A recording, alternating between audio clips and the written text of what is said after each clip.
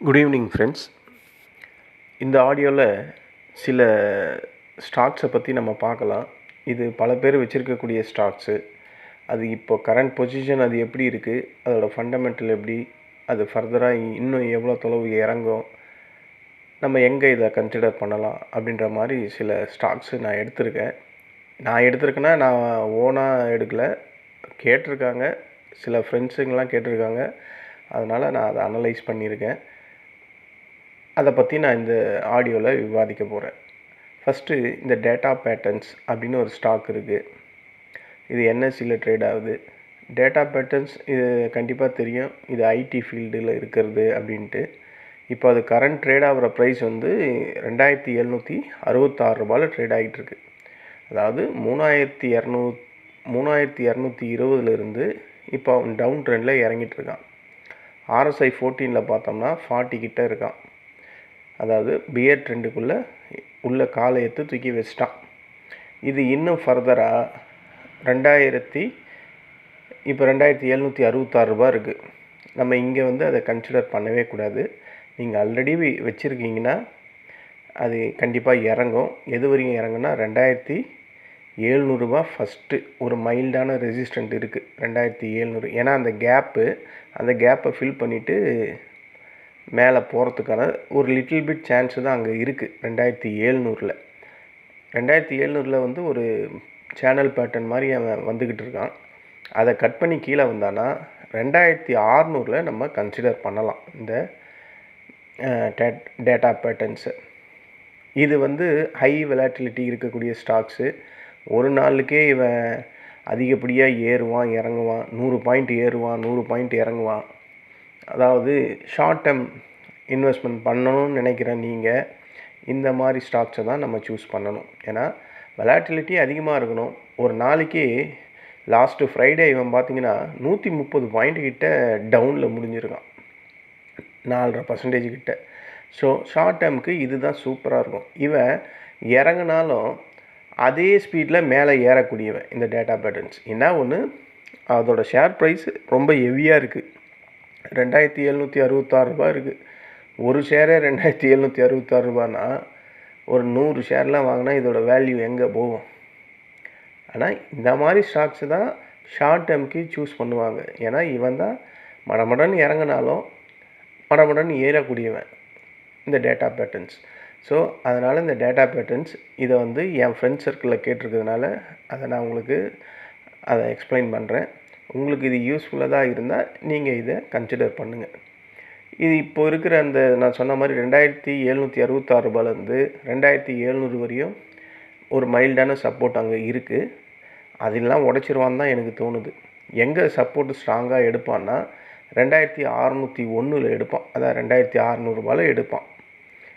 அந்த 2600 ரூபாயில் எடுத்துகிட்டு அதுக்கு கீழே இறங்குச்சுன்னா 2400 தான் அதுக்கப்புறம் இருக்கிற அதுக்கு சப்போர்ட்டு. அந்த சப்போர்ட்டு எப்போ வந்தானா இந்த இயர் வந்து ஆகஸ்ட் மாதம்தான் வந்தான், ரொம்பலாம் இல்லை. இது என்ன டிசம்பரா, ஆகஸ்ட் செப்டம்பர் அக்டோபர் நவம்பர் 4 மாதத்துக்கு முன்னாடி தான் அந்த 2353 ரூபா வரையும் வந்திருக்கான். ஆனால் அவ்வளோ தொலைவெல்லாம் இது கண்டிப்பாக இறங்காது. 2600 ரூபாயில் நம்ம கன்சிடர் பண்ணலாம். இதை 2700 ரூபாயில் ஒரு சப்போர்ட் மைல்டாக இருக்குது. அங்கே ரிவர்ஸ் ஆகிறதுக்கான வாய்ப்பு இருக்கிற மாதிரி தான் தோணுது. ஏன்னா எப்போயுமே RSI 14 அந்த பேரேஜ் ட்ரெண்டு 40, 45 அந்த ரேஞ்செல்லாம் வரும்போது டெக்னிக்கலாக ஒரு பவுன்ஸ் இருக்கும். இது நான் பல தடவை உங்கள்கிட்ட சொல்லியிருக்கேன். அது வந்து ஒரு டெக்னிக்கல் பவுன்ஸ் ஒரு 50, 52 வரையும் போவான். இது நான் பல ஷேரில் பார்த்துருக்கேன் கண்கூடாவே. இப்போ இவனும் அந்த ஸ்டேஜில் தான் இருக்கான், 40 கிட்ட இருக்கான். இவன் இந்த நான் சொன்ன மாதிரி இன்னும் ஒரு 66 பாயிண்ட் இறங்கிட்டு கூட ஒரு டெக்னிக்கல் பவுன்ஸு. ஏன்னா RSI 40க்கு கீழே வந்துடும், 35 கிட்ட வந்துடும். அங்கேருந்து கண்டிப்பாக ஒரு 50 வரையும் RSI 50 வரையும் போவான் அப்படின்றது தான் பல ஸ்டாக்ஸில் நடந்திருக்கு. இவன்லாம் பெரிய லெவலில் ஏறிக்கிட்டும் இறங்கிட்டும் இருக்கக்கூடிய ஸ்டாக்ஸு. இவனும் அப்படி பண்ணுறதுக்கு வாய்ப்பு அதிகமாக இருக்குது. அதனால தான் அந்த ஃபஸ்ட்டு மைல்டான சப்போர்ட்டு 2700 அப்படின்னு நான் சொல்கிறேன். இல்லை நான் கீழே இன்னும் இறங்குவேன்னா கண்டிப்பாக 2600 ஸ்ட்ராங்கான சப்போர்ட். அதுக்கும் கீழே வந்தால் 2400. ஆனால் அவ்வளோலாம் வராது. இதை நம்ம ஃபோக்கஸ் பண்ணலாம். ஆல்ரெடி வச்சுருக்கீங்கன்னா இந்த நான் சொன்ன இந்த ரேஞ்சஸ் வரும்போது ஆவரேஜ் பண்ணலாம். ஆவரேஜ் பண்ணிங்கன்னா இதெல்லாம் உங்களுக்கு ஒரு 4-5 மாதத்துலேயே ரிவர்ஸ் ஆகிடுச்சுன்னா ப்ராஃபிட்டுக்கே வந்துடும். இதெல்லாம் ரொம்ப ஸ்பீடாக இருக்கும் டேட்டா பேட்டர்ன்ஸ். நான் இந்த டேட்டா பேட்டர்ன்ஸ் அப்படின்ற இந்த ஒரு கம்பெனியில் நான் ஒர்க் பண்ணியிருக்கேன். எங்கன்னா ஜெமினி ஃப்ளைஓவர் இருக்குல்ல, பாம்க்ரோ ஹோட்டல் நுங்கம்பாக்கம், அந்த கம்பெனி பேரும் டேட்டா பேட்டர்ன்ஸ் தான். இது அந்த கம்பெனியாக என்னான்னு தெரில. பட் நான் இப்போ அங்கே ஒர்க் பண்ணல, நான் டிஎல்எஃப்பில் ஒர்க் பண்ணிக்கிட்டு இருக்கேன். எனக்கு இந்த டேட்டா பேட்டர்ன்ஸ் பேர் கேட்டவுடனே அதுதான் தோணுச்சு, பழைய ஆஃபீஸ் நேமு. அங்கே கூட ஒரு டேட்டா பேட்டர்ன்ஸ் இருக்குது. ஆனால் இப்போ இருக்கா இல்லையான்னு தெரில. நான் சொல்கிறது 94ன்ற மாதிரி 2004 நான் ஒர்க் பண்ணது அந்த கம்பெனியில். இப்போ இருக்கா இல்லையான்னு தெரியல. இந்த ஷேரை நம்ம ஃபோக்கஸ் பண்ணலாம். இது 2600 வந்தால் இதெல்லாம் லட்டு மாதிரி எடுப்பாங்க, பல பேர் எடுப்பாங்க. ஸ்மார்ட் இன்வெஸ்டர்ஸ்லாம் இந்த மாதிரி ஷேர்ஸை அந்த மாதிரி ஒரு டவுனில் இருக்கும்போது எடுப்பாங்க. அதிகப்படியான லாபம், அதிகப்படியான ஏற்றம் இருக்கக்கூடிய ஹை வெலாட்டிலிட்டி உள்ள ஒரு ஸ்டாக்ஸ் தான் இந்த டேட்டா பேட்டர்ன்ஸ். அடுத்த ஸ்டாக்ஸ் வந்து ஆர்விஎன்எல். ஆர்விஎன்எல் வந்து இதை கூட கேட்டிருக்காங்க. இதை என் ஃப்ரெண்ட்ஸு வச்சுருக்காங்களா இந்த ஸ்டாக்ஸை. இது ஏன்டா இறங்கிக்கிட்டே இருக்குது, இதை கொஞ்சம் பார்த்து அனலைஸ் பண்ணுறா அப்படின்னு சொல்லியிருக்காங்க. சரி, அதையும் பார்ப்போம். நான் அனலைஸ் பண்ணுறது வந்து அப்படியே தான் நடக்கணுன்ட்டுலாம் இல்லை, அவங்களோட விருப்பம். நான் அதை சரி செய்வோம் அப்படின்றதுக்காக நான் செய்கிறேன். பட் நான் இந்த ஆர்விஎன்எல் ஸ்டாக்ஸ்லாம் வச்சில்லை. நான் வச்சுருக்கிறது வந்து அந்த அதானி பவர் வச்சுருக்கேன், அப்புறம் அந்த டிசிஎஸ் வச்சுருக்கேன், அப்புறம் அந்த டாடா மோட்டார்ஸ் வச்சுருக்கேன், அப்புறம் அந்த டிட்டாகர்னு ஒன்று இருக்குது, அவன் இறங்கிக்கிட்டே தான் இருக்கான். அந்த டிட்டாகர் கூட வச்சுருக்கேன். டிட்டாகர் கூட கேட்டிருக்காங்க சில பேர், அதையும் பார்க்கலாம். இப்போ இந்த ஆர்விஎன்எல் வந்து அவன் ஒரு ட்ரையாங்கல் பேட்டர்னுக்குள்ளே தான் வந்துட்டுருக்க மாதிரி எனக்கு தோணுது. ஒன் டே கண்டியில் பார்த்தீங்கன்னா தெரியும். இப்போ அவன் ஆர்எஸ்ஐ வந்து 36 கிட்ட இருக்கான். இப்போ அந்த ட்ரையாங்கல் பேட்டர்னோட பாட்டத்தில் தான் இருக்குது இந்த ஆர்விஎன்எல். 310 ரூபாயில் இருக்குது. இது இங்கேருந்து ஒரு லிட்டில் பிட் பவுன்ஸ் ஆனால் கூட 325 ரூபா வரையும் போகும். அவ்வளோதான் போகும். ஏன்னா ஒன்று ஸ்ட்ராங்காக அந்த ட்ரையாங்கல் பிரேக் அவுட்டை உடைக்கணும், இல்லைன்னா டவுன் சைடில் உடைச்சானா ஃபர்தராக இன்னும் இறங்கும். இவன் வந்து இந்த இயரில் இந்த இயரோட லோவெல்லாம் கட் பண்ணி கீழே வந்துட்டான். இவன் இன்னும் எது வரையும் இறங்கிறதுக்கு வாய்ப்பு இருக்குன்னா, இந்த ஒரு கேப் ஒன்று இருக்குது. எங்கே இருக்குன்னா 2000 வருது, 295 ரூபாயில் இருக்குது. அது வரையும் இறங்கிறதுக்கு இந்த ஆர்விஎன்எல் இன்னும் இறங்கும் அப்படின்ற மாதிரி தான் எனக்கு தோணுது. 2095 வரையும் இறங்கும். அங்கெல்லாம் நம்ம இதை ஃபோக்கஸ் பண்ணலாம். இப்போ நீங்கள் வச்சுருந்தீங்கன்னா இதை அப்படியே விடுங்க. இறங்க ஆவரேஜ் பண்ணுங்கள். ஆவரேஜ் பெரிய லெவல்லாம் பண்ணாதீங்க. அந்த 2095 வரும்போது ஓரளவுக்கு கணிசமான தொகையில் ஆவரேஜ் பண்ணுங்கள். நம்ம அங்கே தான் இதை கன்சிடர் பண்ணணும். ஏன்னா இது இன்னமும் இறங்கிறதுக்கு வாய்ப்பு நல்லா இருக்குது. இந்த ஆர்விஎன்எல் வந்து ரயில்வே கம்பெனி, ரயில்வே சம்மந்தமானது. ரயில்வே ஷேர் எல்லாமே இறங்கி தான் இருக்குது. ஸோ இந்த பட்ஜெட் எப்படியும் போடுவாங்க. இந்த பட்ஜெட் டைமில் இதெல்லாம் கண்டிப்பாக மேலே வரும் அப்படின்ற ஒரு ஹோப் இருக்குது. அப்படி வந்ததுன்னா இது கண்டிப்பாக மேலே வரும். இந்த ஆர்விஎன்எல் எது வரையும் வரும்னு கேட்டிங்கன்னா, நான் சொன்ன மாதிரி அந்த 295 தொட்டானா அவனுக்கு இருக்கிற ஃபஸ்ட்டு ரெசிஸ்டண்ட்டு 336 தான். அந்த 336 வரையும் போகும். அதுக்கப்புறம் 370 தான் அடுத்த ரெசிஸ்டண்ட்டு. நம்ம இங்கே 295 ரூபாயில் இருக்கும்போது 321 ரூபா வரும்போது ஒரு 26 ரூபா வந்துடும். ஒரு ஷார்ட் டேர்மில் 26 ரூபா, ஒரு ஷேருக்கு 26 ரூபா கொடுக்குறான்னா அதுவே பெரிய விஷயந்தான். நம்ம எவ்வளோ குவான்டிட்டி வச்சுருக்கோமோ அதுக்கேற்ற மாதிரி ப்ராஃபிட் மல்டிபிள் பண்ணிக்கணும். இவ்வளோ தான் இதில் இருக்கிற வித்தியாசம். ஆனால் ஆர்விஎன்எல் இன்னமும் எனக்கு இறங்குன்னு தான் தோணுது. ஒரு 16 ரூபா 17 ரூபா கீழே இறங்கும் அப்படின்ற மாதிரி தான் இருக்குது. சார்ட்டை பார்த்தாலும் எனக்கு அப்படி தான் தோணுது. டெக்னிக்கல் பார்த்தாலும் ஆர்எஸ்ஐயில் 35 இருக்குது. அந்த 35 வந்தாவே ஒரு டெக்னிக்கல் பவுன்ஸ் இருக்குன்னு நான் சொல்லுவேன்ல. அதனால தான் அதை வந்து இங்கேருந்து ஒரு ரூ. 323 வரையும் போகும் அப்படின்ற மாதிரி சொல்கிறேன். ஏன்னா இப்போ அவன் வந்து அந்த ட்ரையாங்கிள் பிரேக் அவுட்டில் பாட்டத்தில் இருக்கான். அவன் அங்கேருந்து இந்த பாட்டத்துலேருந்து அந்த டாப்போட ட்ரையாங்கிள் ஷேப்புக்கு போகிறதுக்கு அந்த ரூ. 323 வரையும் போகுன்றதை நான் அதை வச்சு தான் சொல்கிறேன்.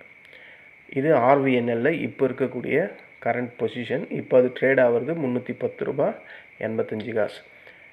அதுக்கப்புறம் இந்த டிட்டாகர் வந்து இது நானே வச்சுருக்கேன். நான் வந்து வாங்கினது வந்து 860 என்னமோ 860 தான் வாங்கியிருக்கேன். 860லேருந்து அவன் இறங்கிட்டு தாங்க இருக்கான். 771 இருக்கான் இன்றைக்கி நிலவரம் பிரகாரம் பார்த்தா. அவன் இன்னமும் இறங்குவான்னு தான் எனக்கு தோணுது. எது வரையும் இறங்குவான்னா, அவனுக்கு ஒரு கேப் ஒன்று இருக்குது. 693 ஒரு கேப் இருக்குது. அவன் அது வரையும் வருவான் அப்படின்ற மாதிரி தான் தோணுது எனக்கு. இப்போது 771 ஒரு ஸ்ட்ராங்கான சப்போர்ட்டு அவனுக்கு இருக்குது. இந்த டிட்டாகருக்கு 771 ஒரு சப்போர்ட்டு ஸ்ட்ராங்காக இருக்குது. அதை தொட்டுட்டு பவுன்ஸ் ஆகிறதுக்கான வாய்ப்பு எனக்கு தெரிஞ்சு ஒரு 80% இருக்குது. ஆனால் அதையும் கட் பண்ணி கீழே வந்தானா அந்த கேப் இருக்குது பார்த்தீங்களா, ஒன் டே கேண்டிலில் பார்த்தீங்கன்னா உங்களுக்கு தெரியும் 693 தான் இருக்குது அந்த கேப்பு. அப்போது இது அது வரையும் கீழே வரும் அப்படின்றது கண்கூடாக தெரியுது. நான் வந்து இப்போ இந்த 770 வந்தால் கொஞ்சம் ஆவரேஜ் கண்டிப்பாக பண்ணி தான் ஆகணும், வேறு வழி இல்லை. ஏன்னா லாஸ்ட்டில் இருக்கேன், அதை ஆவரேஜ் பண்ணிப்பேன். அதையும் மீறி அவன் 693 வரையும் வந்தானா, அங்கே நான் எவ்வளோ ஷேர் ஆல்ரெடி வாங்கி வச்சுருக்கணும், அந்த நியரஸ்ட்டு ப்ரைஸுக்கு வர மாதிரி ஆவரேஜ் பண்ணி ப்ராஃபிட்டில் வெளியே வரணும். இதுதான் என் பிளான் இந்த டிட்டாகரில். ஏன்னா அது இன்னும் இறங்கக்கூடிய, ஏன்னா அவன் RSIயில் வந்து 27 வந்துட்டான். இவன் ரீபவுண்டு அந்த டெக்னிக்கல் பவுன்ஸ் எல்லாம் வர்றதுக்கு வாய்ப்பே இல்லை. ஏன்னா அதெல்லாம் கட் பண்ணி கீழே வந்துட்டான். பேரிஷ் ட்ரெண்டுலேயே இருக்கிறான். ஸோ ஒன்று எடுத்தால் அந்த 771 எடுக்கணும், இல்லைனா 693 தான் எடுக்கணும். இது டிட்டாகரில் இருக்கக்கூடிய கரண்ட்டு சிச்சுவேஷன் இப்படி தான் இருக்குது. நான் இதை ஆல்ரெடி வச்சுருக்கேன், லாஸ்ட்டில் இருக்கிறதுனால 771 கொஞ்சம் ஷேரை ஆவரேஜ் பண்ணுவேன். ஆவரேஜ் வந்து இங்கே ரொம்பலாம் பண்ண மாட்டேன், மைல்டாக தான் பண்ணுவேன். நான் சொன்ன மாதிரி அந்த 693 வந்ததுன்னா அங்கே கொஞ்சம் ஆவரேஜ் அதிகமாக பண்ணுவேன். ஏன்னா இது தலைவலி பிடிச்சிது இந்த ரயில்வே ஸ்டாக்ஸ் எல்லாமே. அது நம்ம ஓரளவுக்கு ஆவரேஜ் பண்ணிக்கிட்டே இருந்தால் அதுவே ஒரு பெரிய கடுப்பான ப்ராசஸாக போயிடும். அதனால் 693 வரும்போது மட்டும் ஸ்ட்ராங்காக ஆவரேஜ் பண்ணணும். அட்லீஸ்ட் ஒரு 700 வர மாதிரி ஆவரேஜ் பண்ணுவேன். 693 700 போது ஒரு 7 ரூபா தான் அதிகமாக இருக்கும். அந்த 7 ரூபாலாம் அசால்ட்டாக வந்துடுவான். ஏன்னா இதுவும் வெலாட்டிலிட்டி அதிகமாக இருக்கும். இப்போ என்னவோ இந்த ரயில்வே ஸ்டாக்ஸ்லலாம் எந்த நியூஸுமே இல்லை, அதனால் மார்க்கெட் அப்படியே செத்து போன மாதிரி இருக்குது. ரயில்வே ஸ்டாக்ஸ் எல்லாமே IRCTC, ரயில்டெல்லு, ரயிலு, அப்புறம் RVNL, IRFC, டெக்ஸ் ரயிலு, இது எல்லாமே ரயில்வே ஸ்டாக்ஸ் தான். எல்லாமே வந்து படுமோசமாக தான் இருக்குது. இந்த டிட்டாகரும் நான் வச்சுருக்கேன், அதனால் எனக்கும் இது யூஸ் ஆகும். நீங்கள் யாராவது வச்சுருந்தா, நீங்கள் ஆல்ரெடி லாஸில் இருந்தால், இல்லை புதுசாக ஃபோக்கஸ் பண்ணுற மாதிரி இருந்தால், நான் சொன்ன இந்த லெவல்ஸ் எல்லாம் யூஸ் பண்ணுங்கள். அடுத்தது இந்த அதானி என்டர்பிரைசஸ் பற்றி கேட்டிருக்காங்க. அது அதானினாவே ஒரு கொடூரமான ஸ்டாக்ஸு. ஏறுறதும் பயங்கரமாக ஏறுவான், இறங்குறதும் பயங்கரமாக இறங்குவான். அவன் அந்த ஸ்டாக்குனாவே இந்த ஹிண்டன்பர்க்கு அதானி, அதாவது ஒரு நியூஸ் ஃப்ளோவில் அதிகப்படியான அடி வாங்குறவன் இந்த அதானி ஷேர்ஸ் தான். அந்த அதானி போர்ட்டு மட்டும்தான் ஓரளவுக்கு ஜென்யூனாக இருக்கும். மற்ற எல்லாமே அதானி பவர் ஆகட்டும், அதானி என்டர்பிரைசஸ், அதானி க்ரீன் ஆகட்டும், அப்புறம் அந்த இன்னொன்று இருக்குது, அது என்னது ATGL, அதானி டோட்டல் கேஸ் ஆகட்டும், எல்லாமே நியூஸ் ஏதாவது அகெயின்ஸ்டாக அவனுக்கு ஒரு நியூஸ் வந்தால் சடன்னு இறங்கிடுவான். அதுக்கப்புறம் அந்த நியூஸை அனலைஸ் பண்ணி அது இருக்குது, இல்லை, ஆமாம், ஒத்துக்குது, இல்லை அப்படின்னு ஏதாவது ஒரு நியூஸ் ஒரு 3-4 மாதம் ஓடும். அதுக்கப்புறம் மறுபடியும் ஏறுவான். மறுபடியும் அதுக்குள்ளே ஏதாவது ஒரு நியூஸை கொண்டு வந்துடுவாங்க. இந்த ஹிண்டன்பர்க் மட்டும் எத்தனை வாட்டி இந்த அதானியை போட்டு நொறுக்கி தள்ளியிருக்கான். கடைசியாக அந்த ஹிண்டன்பர்க் அப்படின்ற ஒரு கம்பெனியே க்ளோஸ் ஆகிடுச்சு. க்ளோஸ் ஆகிறதுக்கு முன்னாடியே அவன் ஏதோ ஒரு இஷ்யூவை க்ரியேட் பண்ணிட்டு தான் போனான். இவர் என்ன சாதாரண ஆளா? அதானி நம்ம மோடியோட க்ளோஸ் ஃப்ரெண்டு வேறு. அப்போ அப்படி இருக்கும்போது இந்த கம்பெனியெல்லாம் அவ்வளோ சீக்கிரத்தில் நலிவடைஞ்சு போயிடுமா? முடியாது. ஸோ இதெல்லாம் நாட்டோட முதுகெலும்பில் இன்ஃப்ராஸ்ட்ரக்சரில் அதானியும் ஒரு பெரிய ஆள் தான். ஸோ அவங்க ஸ்டாக்ஸ் வந்து இப்போ அது ரீசெண்டாக 2172 ரூபா வந்து தொட்டான். அவன் இந்த இயரோட லோ வந்து 1961 ரூபா வந்திருக்கான் இந்த இயர். அதாவது மார்ச் மாதம் வந்திருக்கு. மார்ச் மாதத்துல இருந்து ஒரு மாதிரியாக ஏறி 2612. இந்த இயரோட ஹையே அவன் போனது 2612 ரூபா. ஆனால் அந்த 2612 எனக்கு தெரிஞ்சு 3 வாட்டி ரெசிஸ்டன்ட் எடுத்து கீழே இறங்கிக்கிட்டு தான் இருக்கான். சப்போர்ட் எங்கே எடுக்கிறான்னா அந்த 2200 எடுக்கிறான். அப்படி இல்லைன்னா 2100 எடுக்கிறான். அவன் அதிகபட்சமாக 2200 தான் சப்போர்ட்டு எத்தனையோ வாட்டி எடுத்திருக்கான். ஆகஸ்ட் மாதம் ஃபுல்லாக அந்த 2200 தான் இருந்திருக்கான்.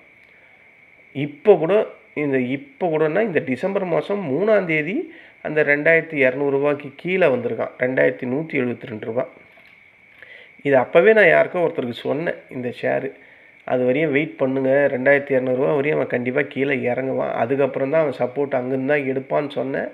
அங்கேருந்து ஒரு 28 பாயிண்ட் இறங்கிட்டு 2172 வரையும் வந்துட்டு இப்போது 2265 ட்ரேட் ஆகுது. இது இன்னமும் கொஞ்சம் அதாவது அந்த டெக்னிக்கல் பவுன்ஸுன்னு சொல்லுவல்ல, அதை வந்து அவன் அதை பண்ணிவிட்டு மேலே போயிருக்கான். ஆனால் இது இறங்கும், இன்னும் கொஞ்சம் இறங்க தான் செய்யும். இப்போ இங்கேருந்து எது வரையும் போகும்னா ஒரு 2335 வரையும் போகலாம். இந்த மொமெண்டத்தில் வச்சு 2335 வரையும் போகிறதுக்கு வாய்ப்பு இருக்குது. பட் மறுபடியும் அது கீழே தான் வரும் அப்படின்றது தான் எனக்கு தெரிஞ்சு இந்த ஸ்டாக்ஸோட டிசைனே அப்படி தான். அவன் அந்த 2600 வரையும் போவான், போயிட்டு 2200 வரையும் கீழே வருவான். இதை தான் இந்த வருஷத்தில் அதிகப்படியாக பண்ணிக்கிட்டே இருக்கான். அப்போது 2200 ரூபாவும் நம்ம டார்கெட் பண்ணோம்னா அந்த 400 பாயிண்ட்டை அசால்ட்டாக எடுக்கலாம். 400 பாயிண்ட்டுன்றது அவன் அந்த இப்போ இந்த நவம்பர் 10ஆம் தேதியே என்னமோ வந்திருக்கான். நவம்பர் 10 இல்லை, சாரி, செப்டம்பர் மாதம் வந்திருக்கான். September, October, November, December. ஆனால் செப்டம்பர் லோ 2200 ரூபா வந்துட்டு 2600 ரூபா போயிருக்கான். அப்புறம் 2600 ரூபா வந்துட்டு நவம்பர் 6ஆம் தேதி வரையும் 2220 இருக்கான். அதுக்கப்புறம் 2480 வரையும் போயிருக்கான். இப்போ மறுபடியும் 2172 வந்துட்டு இப்போ 2265 ட்ரேட் ஆகிறான். ஸோ இவன் இங்கேருந்து இன்னும் 2327, அதாவது இங்கேருந்து ஒரு 70-80 பாயிண்ட் மேலே போகிறதுக்கு வாய்ப்பு இருக்குது. டெக்னிக்கலாக இந்த அதானி என்டர்பிரைசஸ் வந்து மேலே போகிறதுக்கான வாய்ப்பு எனக்கு தெரிஞ்சு நல்லா தெரியுது. இங்கேருந்து ஒரு 70-80 பாயிண்ட் போகும் அப்படின்னு தான் எனக்கு தோணுது. அதை டச் பண்ணிட்டு வேணும்னா மறுபடியும் அது கீழே இறங்கலாம். ஸோ என் ஃப்ரெண்ட்ஸு வச்சுருக்கிறது ரேஞ்சு வந்து அவர் 2332 வச்சுருக்காரு. அது அவ்வளோதான் போகும். நான் அவனை ஆவரேஜ் பண்ண சொல்லியிருக்கேன். நான் ஆவரேஜ் பண்ண சொல்லிட்டேன். ஆவரேஜ் பண்ணு அப்படின்ட்டு. அவன் பண்ணானா இல்லையான்னு தெரில. ஏன்னா ஆவரேஜ் பண்ணியிருந்தால் கண்டிப்பாக இது பாருங்கள், 2172 இங்கேருந்து ஒரு 90 பாயிண்ட் ஏறிட்டுருக்கான் இந்த 2 நாளில். 3ஆம் தேதி தான் வந்திருக்கான், டிசம்பர் 3, 4ஆம் தேதி, 5ஆம் தேதி. இந்த 2 நாளில் ஒரு 70 பாயிண்ட் 80 பாயிண்ட் ஏறி போயிருக்கான். சூப்பரில். அவன் ஆவரேஜ் பண்ணியிருந்தால் கண்டிப்பாக இந்நேரம் எவ்வளோ ஆவரேஜ் பண்ணானோ அதுக்கேற்ற மாதிரி லாஸஸ் குறைஞ்சிருக்கும். ஆனால் இன்னமும் அது ஒரு 70-80 பாயிண்ட் மேலே போகும் தான் எனக்கு தோணுது. ஸோ அதானி என்டர்பிரைசஸில் இந்த நியூஸ் இப்போதைக்கு அது கரண்ட் ப்ரைஸ் வந்து 2265. இங்கேருந்து இன்னும் ஒரு 70-80 பாயிண்ட் மேலே போகும். ஆனால் போயிட்டால் அங்கேருந்து கட் பண்ணி மறுபடியும் கீழே வரும் அப்படின்றதுல எனக்கு ஸ்ட்ராங்கான நம்பிக்கை இருக்குது. இல்லை இந்த 2325 கட் பண்ணி ஸ்ட்ராங்காக ஒரு புல்லிஷ் வந்தானா 2482 தான், அதான் அந்த 2500 ரூபா தான் அவனுக்கு ரெசிஸ்டண்ட்டு. மறுபடியும் அது அங்கேருந்து கீழே வரும். ஸோ ரெகுலராக நம்ம ஒரு ப்ராஃபிட் ஏர்ன் பண்ணோன்னா ஒரு 3 மாதத்துக்கு இந்த அதானி என்டர்பிரைசஸை 2200 ரூபா வரும்போது வாங்கிக்கணும். 2300, 2400, 2500, 2000 இந்த ரேஞ்சஸ் வரும்போது செல் பண்ணிக்கணும் கொஞ்சம் கொஞ்சமாக. அருமையாக இருக்கும் இந்த ஸ்டாக்ஸில். பாருங்கள் எத்தனை வாட்டி வந்திருக்கான் பாருங்கள் அந்த 2200. எனக்கு தெரிஞ்சு அந்த 2000 தாண்டி 2000 ரூபாய் ப்ரைஸை தாண்டி ஒரு வாட்டி 1961 வந்திருக்கான். அதாவது போன வருஷம் டிசம்பரில் வந்திருக்கான். அதுக்கப்புறம் அந்த 2200 தான் அவனுக்கு ஸ்ட்ராங்கான சப்போர்ட்டாகவே மாறிடுச்சு. அதுக்கப்புறம் அதை எடுக்கிறது 2600 போகிறது, 2600லேருந்து 2200 வர்றது. இதை தான் அவன் பண்ணிக்கிட்டு இருக்கான் ரெகுலராக இந்த 2 வருஷமாக. ஸோ இதை ரொம்ப பேர் இந்த மாதிரி தான் ஸ்டாக்ஸை விரும்புவாங்க. கன்சிஸ்டண்ட்டாக அவன் பாருங்கள் அந்த 400 பாயிண்ட்டுக்கு தான் ஆடிக்கிட்டு இருக்கான் அதானி என்டர்பிரைசஸ். இதை ஃபோக்கஸ் பண்ணால் நமக்கு ஒரு 3 மாதத்துக்கு நம்ம எவ்வளோ குவான்டிட்டி வாங்குகிறோமோ அதுக்கேற்ற மாதிரி ப்ராஃபிட் கிடைக்கும். இதுதான் ஃப்ரெண்ட்ஸ். இன்னும் ஒரு 6 ஸ்டாக்ஸ் இருக்குது. அதை நம்ம அடுத்த நாளில் வேறு ஒரு நாளில் பார்க்கலாம். இது சார்ட்டு நான் போட்டிருப்பேன். இப்போ ஏதோ ஒரு கேஸ் ஒன்று ஆயிருக்கு செபியில். இந்த ஈக்விட்டி ஷேர்ஸை பற்றி சார்ட்டெல்லாம் காட்டக்கூடாது அப்படின்ட்டு. அதனால தான் ஜஸ்ட் இது ஆடியோவாக போடுறேன். அந்த லெவல்ஸ் எல்லாம் நான் சார்ட்டை பார்த்துட்டு தான் உங்களுக்கு சொல்லியிருக்கேன். நீங்கள் யாராவது வச்சுருந்தா இந்த லெவல்ஸு இல்லை லாஸில் இருந்தால் எங்கே ஆவரேஜ் பண்ணோம், அது எது வரையும் வரும் அப்படின்னு நான் சொல்லியிருக்கேன். இது ஜஸ்ட்டு ஃபார் ஒரு எஜுகேஷன் பர்பஸ் தான். இதை கம்பல்சரி சொல்லியே தீரணும் அப்படின்னு வேறு சொல்லியிருக்காங்க.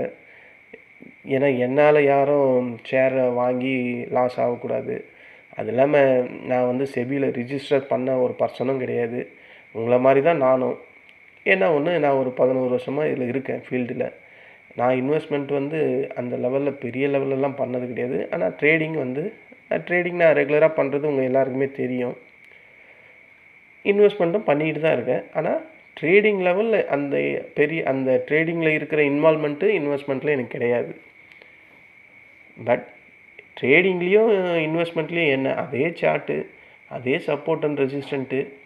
இதில் என்ன ஒன்றுன்னா ஃபண்டமெண்டல் பார்க்கணும். ஃபண்டமெண்டல் சில ஸ்டாக்ஸுக்கு பார்க்கலாம். இப்போ இந்த அதானி என்டர்பிரைசஸ்லாம் ஃபண்டமெண்டலாம் பார்க்கவே வேணாம். இவன் நியூஸ் ஃப்ளோவுக்கு ஒர்க் ஆகக்கூடியவன். ஷார்ட் டேர்முக்கு தான் இவனெல்லாம் டார்கெட் பண்ண முடியும். அதே மாதிரி டிட்டாகர் ஃபண்டமெண்டல் ரயில்வே, அதுக்கு என்ன ஃபண்டமெண்டல் இப்போ வரையும் செத்து போய் தான் கிடக்குது. அது மாதிரி இப்போ நம்ம பார்த்த எல்லாமே ஷார்ட் டேர்முக்கு தான் ஃபஸ்ட் கிளாஸாக இருக்கும். ஏன்னா இந்த டேட்டா பேட்டர்ன்ஸ் எல்லாம் லாங் டேர்ம் வச்சுருக்க முடியுமா? ஏதாவது ஒரு நியூஸ் ஃப்ளோ வந்ததுன்னா சடார்னு விழுந்துருவான் 400-300 பாயிண்ட்டுக்கு. தாங்க முடியுமா நம்மளால்? அதனால ஷார்ட் டேர்முக்கு நான் சொன்ன இந்த 6 ஸ்டாக்ஸுமே சூப்பராக இருக்கும். நீங்கள் ஆல்ரெடி யாராவது வச்சுருந்தீங்கன்னா உங்களது லாஸஸில் இருந்தால் இது இன்னும் எவ்வளோ தொலைவு இறங்கும்னு ஒரு சந்தேகம் இருந்தால் நான் சொன்ன லெவல்லாம் அந்த லெவலில் இறங்கும். அங்கே போய் நீங்கள் ஆவரேஜை கன்சிடர் பண்ணிங்கன்னா ஓரளவுக்கு அது மேலே வரும்போது உங்கள் லாஸஸ் பெரிய லெவலில் குறையறதுக்கான வாய்ப்பு அதிகம். அது ப்ராஃபிட்டில் வந்தால் கூட ஆச்சரியம்தான். ஏன்னா நம்ம ஆவரேஜ் பண்ண என்ன ஆகும், லாஸஸ் குறைய ஆரம்பிக்கும். ஒரு சர்டன் ஸ்டேஜில் நியர் த ப்ரைஸ்க்கே நம்ம ஆவரேஜ் காஸ்ட் வந்துடும். அப்போ நமக்கு ப்ராஃபிட் ஜென்ரேட் ஆகிடும். இப்படி தாங்க பெரிய பெரிய இன்வெஸ்டர்ஸ் எல்லாம் இந்த ஒரு ஆவரேஜ் கான்செப்டை வச்சு தான் இன்வெஸ்ட்மெண்ட்டில் நல்லா சம்பாதிக்கிறாங்க. ஆனால் ரீட்டெயிலரால் முடியுமா? ஒவ்வொரு ஆவரேஜ் பண்ணுறதுக்கும் காசு இருக்குமா? நம்ம ஃபஸ்ட்டு வாட்டி வாங்குகிற ஷேருக்கே காசு இருக்காது. அதையே கடன் வாங்கி தான் பண்ணியிருப்போம். அதுக்கப்புறம் அவன் ஃபர்தராக இறங்க தான் செய்வான். அதுக்கு ஆவரேஜுக்கு மறுபடியும் கடன் வாங்குவோம். அவன் இன்னும் இறங்குவான்னா அப்போ ஆவரேஜ் கடனுக்கே நம்ம கடன் வாங்கிட்டே இருந்தால் மார்க்கெட்டில் எப்போ ப்ராஃபிட்டுக்கு வர்றது? அது வரையும் வாங்கின கடனுக்கு வட்டியாக கட்டுறது, அசல் எப்படி கொடுக்குறது? இதெல்லாம் பெரிய தலைவலி. இதுதான் ரீட்டெயிலரால் மீண்டே வர முடியாத ஒரு பிரச்சனை. இந்த பொருளாதாரம் பணம் படைத்தவங்களுக்கு இது பிரச்சனையே கிடையாது. எங்கெங்கெல்லாம் இறங்குதோ அங்கங்கே ஆவரேஜ் பண்ணிப்பாங்க. எப்படி இருந்தாலும் ஒரு நாள் மேலே வரதான் போகுது. ஆவரேஜ் பண்ண அது வரையும் வெயிட் பண்ணணும். நம்மளால் வெயிட்டிங் ப்ராசஸ் அப்படின்னாவே முடியாது. ரெண்டாவது நமக்கு இருக்கக்கூடிய ஒரு ப்ராப்ளம் அந்த வெயிட்டிங் பீரியடுன்றதே நம்மளால் முடியாது. அது உண்மையான காரணம் என்னன்னா நம்மக்கிட்ட பொருளாதாரம் அந்த அளவுக்கு இல்லை. பெரிய லெவலில் பொருளாதாரம் இருந்ததுன்னா யார் வேணால் இதில் ஆவரேஜ் பண்ணிட்டு வெயிட்டிங் பண்ணிகிட்டு இருக்கலாமே. 3 வருஷம் 10 வருஷம் கூட பண்ணலாமே. இருக்கிற எந்த காசை தூக்கி இவங்கிட்ட போட்டு ஆவரேஜ் ஒவ்வொரு வாட்டியும் நம்ம கடன் வாங்கி ஆவரேஜ் பண்ணிகிட்டு இருக்க முடியும்? அப்போ இது நம்ம பண்ணுறது ஒரு பிஸ்னஸ் மாதிரியா இருக்கும், பெரும் தலைவலியாக இருக்கும், லைஃபே சுமையாக மாறிடும். அதெல்லாம் நம்மளால் பண்ண முடியாமல் தான் லாஸை புக் பண்ணிவிட்டு சரி இருக்கிற காசையாவது காப்பாற்றிக்கலான்ட்டு புக் பண்ணிட்டு வெளியே வரோம். இது எல்லாமே நமக்கு நல்லாவே தெரியும். ஆனால் நம்ம மனசு இந்த ஷேர் மார்க்கெட்டில் இன்வெஸ்ட்மெண்ட் பண்ணணும் அப்படின்ற டைப்பில் போகுது. சில பேருக்கு ட்ரேடிங்கில் போகணும், F&Oவில் போகணும், டெரிவேட்டிவ்ஸில் பண்ணணும் அப்படின்ற மாதிரி தோணுது. ஸோ எல்லாம் அதே ப்ராசஸ் தான். இதில் இன்றைக்கே லாஸ் கிடைக்கும், இன்றைக்கே ப்ராஃபிட் கிடைக்கும். இன்வெஸ்ட்மெண்ட்டில் 2-3 வருஷம் வரையும் லாஸ்ட்லேயே இருந்துட்டு அதுக்கப்புறம் ப்ராஃபிட் கிடைக்கும். வழி எல்லாம் ஒரே வழி தான். என்ன ஒன்று, 3 வருஷமாக இது லாஸ் ஆஃப் பேயில் இருந்தாலும் நம்ம காசு அதில் இருக்குன்ற ஒரு எண்ணம் இருக்கும். F&Oவில் டெரிவேட்டிவ்ஸ்லாம் அதெல்லாம் இருக்காது. இன்றைக்கி லாஸ் ஆச்சுன்னா கோவிந்தா தான் காசு. ஈக்விட்டியில் அந்த மாதிரி கிடையாது. அது அந்த எம்டிஎம் லாஸில் காட்டிக்கிட்டே இருக்கும். நம்மளோட ஷேரோட மதிப்பு விலையும் குறைஞ்சிக்கிட்டே இருக்கும். ஆனால் என்றைக்கோ ஒரு நாள் ரிட்டர்ன் வரும்போது நம்ம ஷேரோட ப்ரைஸ் நம்ம வாங்கின விலைக்கே வரும். ஆனால் இந்த ப்ராசஸ் நம்ம F&Oலலாம் பார்க்க முடியாது. அதுதான் இதில் இருக்கக்கூடிய ரெண்டுத்துலேயும் வழி ஒன்று தான். எத்தனை பேர் இன்வெஸ்ட்மெண்ட் பண்ணிட்டு ஓஹோன்னு இருக்கிறாங்க, எல்லாம் புலம்பிக்கிட்டு தான் இருக்கிறாங்க. எவ்வளோ பேர் இன்வெஸ்ட்மெண்ட் பண்ணுறாங்க, எல்லோரும் சந்தோஷமாக இருக்கிறாங்களா? ஒவ்வொரு யூடியூப்லேயும் F&O பற்றி ரொம்ப கம்மியாக தான் இருக்குது வீடியோஸ்லாம். ஆனால் இன்வெஸ்ட்மெண்ட்டை பற்றி தான் அதிகமாக இருக்குது. அவ்வளோ பேருமே அப்போது ஸ்ட்ரகிளில் தானே இருக்கிறாங்க. ஸோ ப்ராப்ளம் எல்லா சைட்லேயும் தான் இருக்குது. நான் சொன்ன அந்த டிஃப்ரென்ஷியேஷன் மட்டும்தான் இந்த ரெண்டுத்துலேயுமே இருக்கக்கூடிய வித்தியாசம். இது நம்ம கையில் காசு, நம்ம டிமேட் அக்கௌண்ட்டில் எம்டிஎம் லாஸாக இருந்தாலும் நம்ம காசு நம்மக்கிட்ட இருக்குன்றதை அப்பப்போ பார்த்துக்கலாம். ஓ 20 லட்சம் லாஸில் இருக்கா, நான் 40 லட்சம் போட்டேன் அப்படின்றது சொல்லலாம். ஆனால் F&Oவில் இன்றைக்கி போட்டால் 20 லட்சம் லாஸுன்னா 20 லட்சம் வாஷ் அவுட். அந்த அடுத்த பேச்சுக்கு அங்கே இடம் கிடையாது. அதுதான் இதுலேயும் ஈக்விட்டிலையும் F&Oலையும் இருக்கக்கூடிய ஒரே ஒரு வித்தியாசம். வழி எல்லாம் ஒன்று தான். 5 வருஷமாக இன்வெஸ்ட்மெண்ட் பண்ணுறாங்க. நான் கூட இந்த டிட்டாகரில் போட்டிருக்கேன். எனக்கு என்ன சந்தோஷமாக இருக்கிறேன்? ஒன்றும் இல்லை, லாஸ்ட்டில் தான் இருக்கேன். ஆனால் இதுவே டிசிஎஸில் 2780 என்னமோ வாங்கினேன். அவன் 3200 கிட்ட இருக்கேன். அதில் சந்தோஷமாக இருக்கேன். ஸோ இங்கேன்னு சில பேருக்கு அது சந்தோஷமாக இருக்குது, பல பேருக்கு துக்கமாக இருக்குது. இதுதான் இன்வெஸ்ட்மெண்ட்டில் இருக்கக்கூடிய அதாவது இந்த ப்ராபபிலிட்டின்னு மேக்ஸில் ஒரு சம்மு வரும், அந்த கதை தான். நீங்கள் எடுக்கிற நேரம், உங்களுக்கு கால் வைக்கிற நேரம் ப்ராஃபிட்டாக வந்தால் இன்வெஸ்ட்மெண்ட் சூப்பர் உங்களுக்கு. இன்னொருத்தர் கால் வைக்கிற நேரம் இன்வெஸ்ட்மெண்ட்டில் லாஸ் ஆச்சுன்னா ப்ராபபிலிட்டியில் ரெண்டுமே நடக்கும்ல. அவர் லாஸ் ஆச்சுன்னா இதெல்லாம் ஒரு மார்க்கெட்டிங்கா அப்படின்னு அவர் புலம்புவார். இந்த புலம்பல் தான் அதிகமாக இருக்குது மார்க்கெட்டில். இது கண்கூடாக பல பேருக்கே தெரியும். இருந்தாலும் ஒரு கோர்வையாக வர்றதுனால ஈக்விட்டிக்கும் F&Oக்கும் இருக்க ஒற்றுமை இதுதான். சரி தான் ஃப்ரெண்டு, இதை விட்டால் நான் பேசிக்கிட்டு இப்போவே 30 நிமிஷத்துக்கு மேலே ஆகிட்டுருக்குன்னு நினைக்கிறேன். சரி, நன்றி, வணக்கம். வேறு இன்னும் ஒரு 6 ஸ்டாக்ஸ் இருக்குது, அதில் நம்ம கண்டினியூ பண்ணலாம். பாய் பாய்.